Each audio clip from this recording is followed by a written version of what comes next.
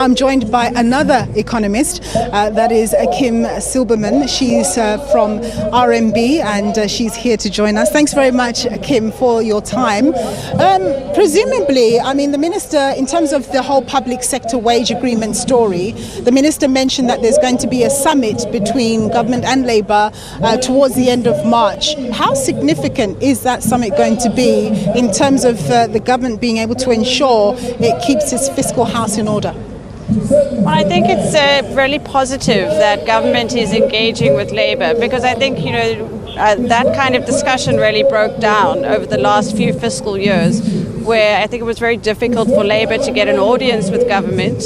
And I think going forward, if you want to contain costs, you need to at least start having a conversation. Do you think government got the balance right? I mean, earlier we were talking.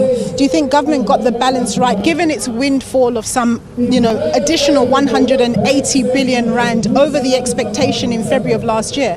Do you think it managed to balance everything out in terms of where it applied all that surplus?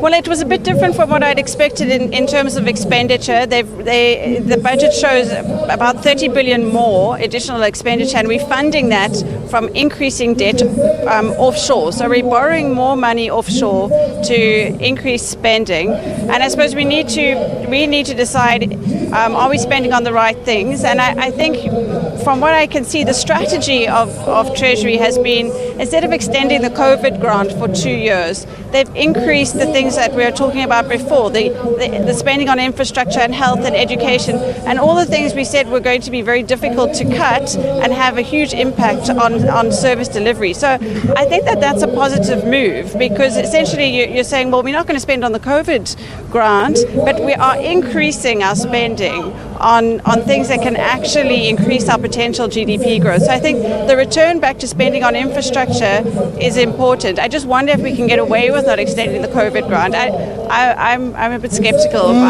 about that. We have to wait and see. Yes. And then, of course, corporate tax has been brought down by 1 percentage point to 27%. Yeah. In the scheme of things, is that just a gesture, or is it a material thing?